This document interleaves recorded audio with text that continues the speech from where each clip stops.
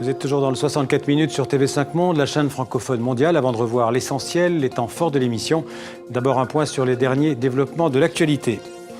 Nouvelle crise politique en Italie. Le gouvernement d'Enrico Letta est tombé. Le Premier ministre a démissionné. Il sera remplacé par Matteo Renzi, pourtant issu du même parti démocrate italien. De fortes pluies balayent la Grande-Bretagne depuis plusieurs jours. Ce sera sans doute l'hiver le plus humide depuis le milieu du 19e siècle. Le niveau de la Tamise ne cesse de monter et menace Londres, la capitale britannique. Rien n'est réglé en Thaïlande, mais la police a dégagé dans le calme plusieurs sites occupés par les manifestants depuis plusieurs semaines dans le centre de Bangkok. En 2 minutes, nous allons vous rappeler l'essentiel de ce monde en français, ce que vous avez raté ou ce que vous avez aimé. Un résumé préparé par David Gilberg. Chrétiens ou musulmans, ils sont victimes des exactions commises par les milices chrétiennes anti-Balaka ou musulmanes de la Séléka. En Centrafrique, on parle de plus en plus de nettoyage ethnique. Les habitants de la ville de Yogyakarta, dans le centre de Java, se sont réveillés dans une atmosphère inhabituelle. À quelques 200 km à l'est de la ville, le mont Keloud est entré en éruption la nuit dernière. La Belgique devient ainsi le premier pays à autoriser l'euthanasie pour les mineurs sans aucune limite d'âge. Mais plusieurs balises encadrent le processus. Matteo Renzi, le bouillonnant maire de Florence de 39 ans, a bien l'intention de prendre les rênes du Conseil italien. Avec ce coup de force, celui qui a remporté les primaires du Parti démocrate en décembre dernier a montré l'ampleur de son ambition.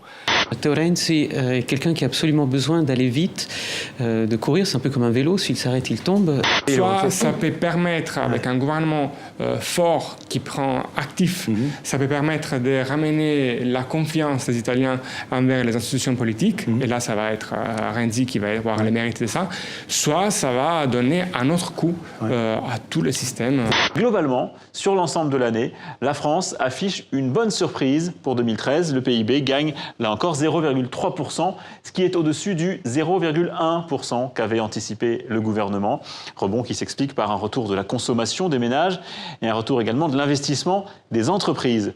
Dire que les appartenances s'ajoutent, ils ne se soustraient pas, ils ne s'enlèvent pas l'une l'autre. Ça ne peut que s'ajouter comme un millefeuille. Et il ne sera que plus délicieux. Allez, avance, merde! Si au moins tu parles pas en arabe avec les gens, parle au moins en berbère avec les bêtes, quoi.